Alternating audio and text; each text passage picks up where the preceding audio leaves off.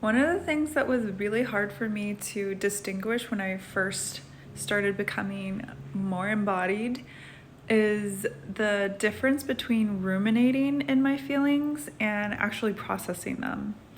What I didn't know in the past was that when I would, let's say, feel sad and then think about all these reasons why I felt sad, I was actually just ruminating in the sadness and not actually allowing it to process, and just totally identifying with the sadness, making it mean something about me. And as a result, the feeling would just kind of linger and consume my whole day. I remember processing things like sadness for hours and hours a day and feeling exhausted afterwards. And it wasn't that the sensation itself was exhausting me, it was more so the stories about the sensations that were exhausting me. And I didn't realize this until many years later. And so now when I process feelings, I am with the sensation and I acknowledge the story, but I don't follow the story.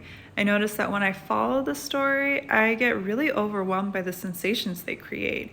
So it's really helpful for me.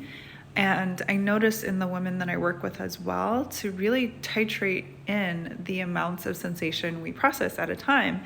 And one way that we can do that is by keeping the story very brief and not attaching to the story too much. So, for example, what that could look like is if you're feeling sad and you have this idea that you're sad because, let's say someone didn't text you back, you can acknowledge that story and notice where you feel the sensation of it in your body and just be with that instead of, because this always happens, no one ever texts me, going into the deep pit.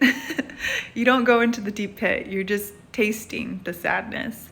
And that way it's digestible, it doesn't overwhelm the body. And that way I notice that the processing can happen without taking up your whole day. In fact, it usually happens very quick. I notice when emotions are processed this way in these kind of bite-sized pieces. And everybody is different, so I'm not claiming to say that this practice will work for everybody, but it's something that has worked